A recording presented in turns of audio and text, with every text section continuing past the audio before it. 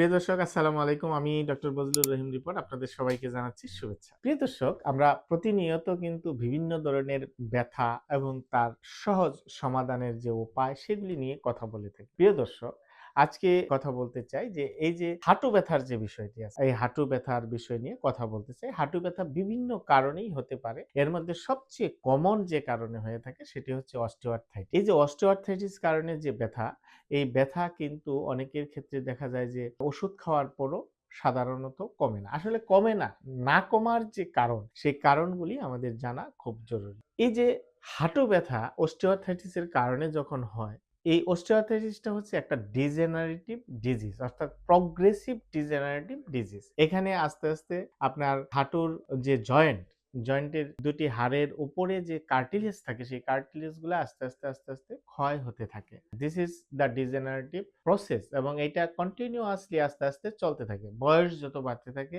আপনার ডিজেনারেশনটা তত বাড়তে থাকে এবং এই যে হাঁটুর ক্ষয়, এই ক্ষয়ের কারণে আস্তে আস্তে আপনার কি হয়, জয়েন্টের স্পেসটা কমে যায়, আপনার দুইটি হাড় খুব কাছাকাছি চলে আসে।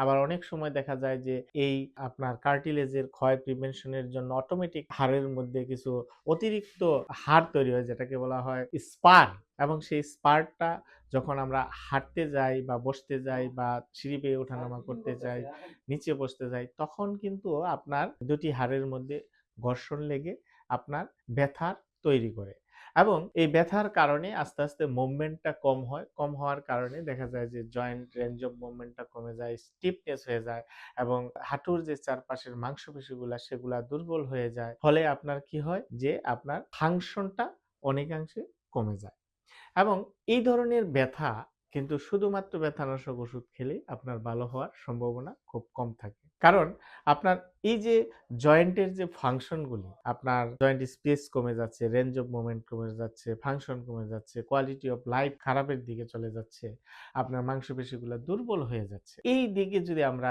স্ট্রাকচারাল বিষয়গুলো যদি একবার চিন্তা করি যে আমাদেরকে কি করতে হবে, দুর্বল মাংসপেশিগুলো সবল রাখতে হবে যাতে জয়েন্টের উপর ভরটা ট্রান্সফার করতে পারে, জয়েন্টের ভিতরে চাপটা যাতে কমে এবং আমাদের রেঞ্জ অফ মুভমেন্টটা ঠিক রাখার জন্য আমাদের কিছু ম্যানুয়াল থেরাপি খুবই জরুরি, যেগুলি আমরা নিয়মিত জয়েন্ট মোবিলাইজেশন বা সফট টিস্যু মোবিলাইজেশন এই এক্সারসাইজগুলি যদি আমরা করি তাহলে কিন্তু আমাদের রেঞ্জ অফ মুভমেন্টটা ঠিক রাখা সম্ভব। এবং এর সাথে যে বিষয়টি খুবই জরুরি সেটি হচ্ছে যে নিয়মিত এক্সারসাইজ করা, যেমন স্ট্রেংথেনিং এক্সারসাইজ, স্ট্রেচিং এক্সারসাইজ খুবই কার্যকরী ভূমিকা রাখে এবং এর সাথে আরো কিছু বিষয়, যেমন আমাদের অ্যাক্টিভিটিটা মোটিফিকেশন করতে হবে, অর্থাৎ দীর্ঘ সময় দাঁড়িয়ে কাজ করা বা দীর্ঘ সময় স্কোয়াটিং পজিশনে কাজ করা, অতিরিক্ত সিঁড়ি বেয়ে ওঠা নামা, এগুলি আমাদের কমাতে হবে।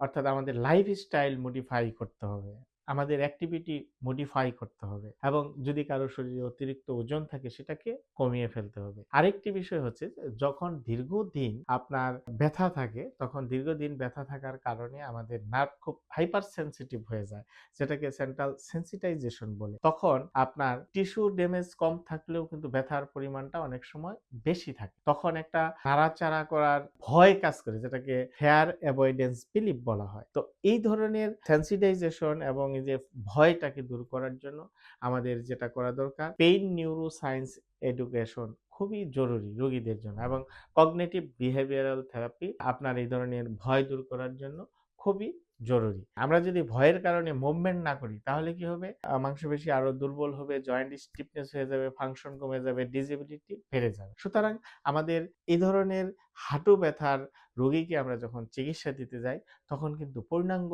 রিহ্যাবটা আমাদের মাথায় রেখে যদি আমরা তাকে ধাপে ধাপে পর্যায়ক্রমে একটা পূর্ণাঙ্গ রিহ্যাব করতে পারি তাহলে কিন্তু আপনার হাঁটু ব্যথা কমানো সম্ভব, কোয়ালিটি অফ লাইফ বাড়ানো সম্ভব, ফাংশন বাড়ানো সম্ভব এবং পাশাপাশি আপনার ডিজেনারেটিভ যে প্রসিডিউরটা আছে সেই ডিজেনারেটিভ প্রসিডিউরটাকে স্লো করা সম্ভব।